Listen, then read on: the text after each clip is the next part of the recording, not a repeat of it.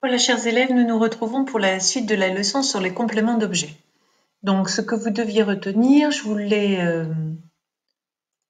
l'ai résumé, entre guillemets, ici. Donc, ce qu'il faut retenir, et c'est ce qu'on a vu dans la vidéo précédente, c'est que dans une phrase, le verbe peut être accompagné par un ou plusieurs compléments d'objets.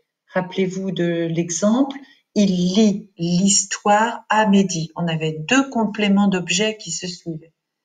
Alors ensuite, ici, je vous fais un petit récapitulatif de comment faire pour le trouver, ce complément d'objet, et pour ne pas se tromper.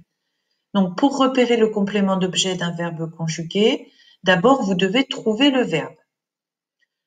Quand vous avez trouvé le verbe, vous relisez la phrase en posant la question quoi, ou alors la question qui, la question à quoi, ou alors la question à qui, ou bien de quoi, ou bien de qui. Il faut les essayer tour à tour, jusqu'à ce que vous trouviez la bonne question qui vous permette d'obtenir la bonne réponse du complément d'objet.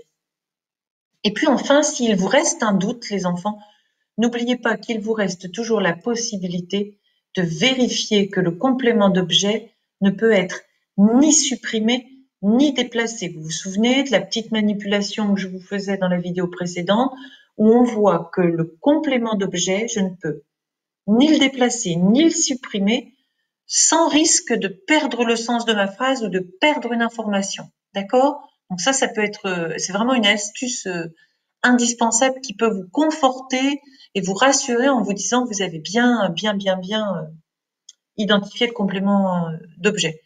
Cette liste de questions, il faut vraiment l'avoir à disposition, l'avoir en tête. Hein. Quoi, qui, à quoi, à qui, de quoi, de qui, etc. Bon, alors maintenant, je vous propose de vous tester. Alors évidemment, vous n'êtes pas en face de moi, chers élèves. Donc, comme vous n'êtes pas en face de moi, je parle un petit peu dans le vide et j'ai tendance à imaginer que vous l'êtes, même si c'est pas le cas, tant pis. Essayez de jouer le jeu. Je vous laisse quelques petites secondes à chaque fois pour essayer de trouver les réponses. D'accord? Donc là, ici, en haut, je vous ai remis la petite liste non exhaustive des questions qu'on peut se poser pour trouver le complément d'objet. D'accord? Je rappelle que la méthode, elle vous demande aussi d'identifier le verbe. Donc, Pierre joue au ballon. Allez, vous identifiez le verbe. L'instant que je prenne mes petits outils. Oui, le verbe, c'est joue. OK? Son cheval galope dans le pré. Allez, où est le verbe? Le verbe, c'est une action. Le verbe, je peux l'identifier en passant ma phrase à la forme négative. Par exemple, son cheval ne galope pas. Voilà. Allez, le verbe, c'est galope. Du verbe galoper. Ensuite, la petite souris grignote un fromage. Allez, choisissez votre méthode. Soit vous changez le temps de la phrase. Par exemple, on va la mettre au passé composé. La petite souris a grignoté un fromage. Le seul mot qui change, c'est le verbe, donc c'est bien grignote. Les enfants bâillent, c'est peut-être votre cas avec mes vidéos soporifiques, les enfants. Soporifiques, ça veut dire qu'ils donnent envie de dormir. Alors effectivement, que font les enfants? Eh bien, ils bâillent, ça vient du verbe bâiller. Et puis enfin, un dernier verbe, vous le connaissez, l'enseignant téléphone ce matin aux parents, il s'agit du verbe téléphoner. Bien, j'ai identifié mes verbes, c'est très important. Maintenant, il me reste plus qu'à relire ma phrase et à choisir parmi l'un de ces mots interrogatifs pour poser une question et pouvoir y répondre.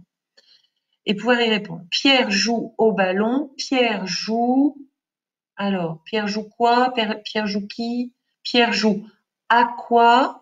Réponse. Pierre joue à quoi? Au ballon. Eh bien voilà. Non, c'est pas ça. Eh bien voici les enfants, en posant la bonne question à quoi et en y répondant, Pierre joue au ballon, vous venez d'identifier votre complément d'objet. On essaie vite fait quand même de le déplacer ou de le supprimer. Donc Pierre joue au ballon ou alors au ballon Pierre joue. Pierre au ballon joue, non, c'est pas possible. Et alors, si je le supprime carrément, Pierre joue, l'information est incomplète, je ne peux ni le déplacer ni le supprimer, c'est bien votre complément d'objet. Son cheval galope dans le pré. Alors, on essaie. Son cheval galope quoi? Son cheval galope qui? Son cheval galope à quoi? Son cheval galope à qui? Son cheval galope de qui? Son cheval galope de quoi? Disons que on dirait bien qu'on ne peut pas poser de questions avec les pronoms, les mots interrogatifs, pardon, que je vous propose. Alors, nous avons une colle. Alors, en fait, qui est facile à résoudre puisqu'il s'agit tout simplement, puisqu'on ne peut pas utiliser l'un de ces pronoms, l'un de ces mots interrogatifs, eh bien, c'est tout bonnement qu'il n'y a pas de complément d'objet.